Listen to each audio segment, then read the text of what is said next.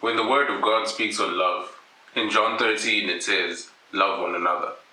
In 1 John 3 it says, love with actions, not just words.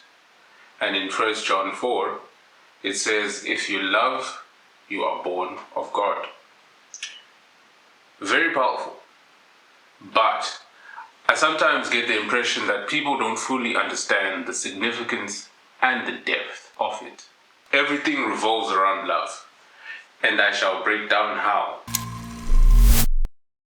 There is something a man named David Hawkins called the scale of consciousness, and we are going to use that to understand love. He proposed a numerical scale from 0 to 1,000, mapping emotional and spiritual states of levels of human consciousness. Shame at the lowest and enlightenment at the top.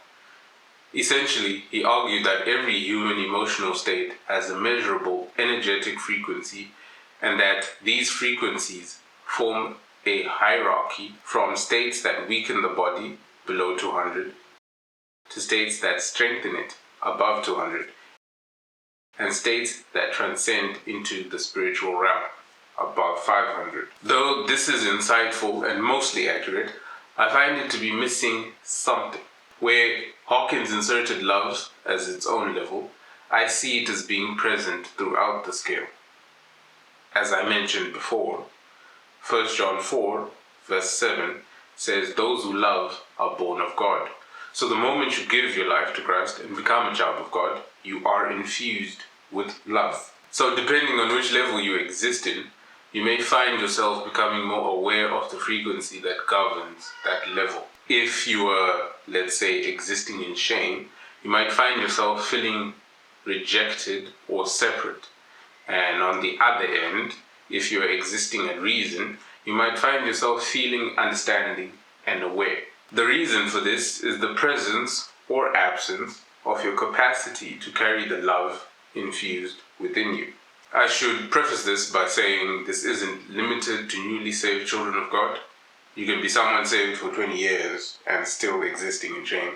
So listen closely. So imagine yourself as a vessel or a jar, and you are meant to hold liquid, just like this one is. With my reinterpreted version of David Hawkins' scale of consciousness, anything below 200 frequency, let's say from the sand going down, has a leak, and the lower the frequency, the bigger and the lower the leak. So 200 down to 20. And each leak requires something specific to patch it up or to heal it.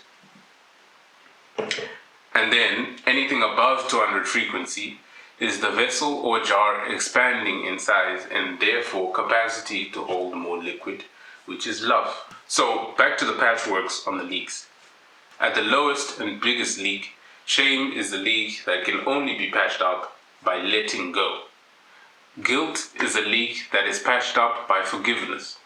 Apathy and grief is patched up by remembrance. Fear is patched up by safety.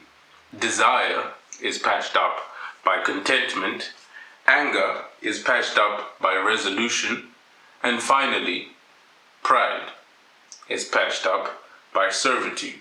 So, if you do some self-examination and find yourself with any of these, now you know the patchwork. Also, if you have a loved one and you can see any of these in them, you know what to do. So, let's get to it.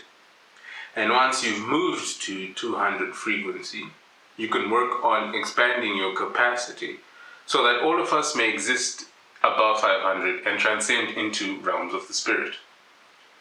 Which fortunately is actually simple in theory, but will require diligence in reality. And you do this by practicing and living on a daily 1 Corinthians 13 verse 4 to 8. Love is patient. Love is kind. It does not envy. It does not boast. It is not proud. It does not dishonor others. It is not self-seeking. It is not easily angered. It keeps no record of wrongs. Love does not delight in evil, but rejoices with the truth. It always protects, always trusts, always hopes, always perseveres. Love never fails. See you next week.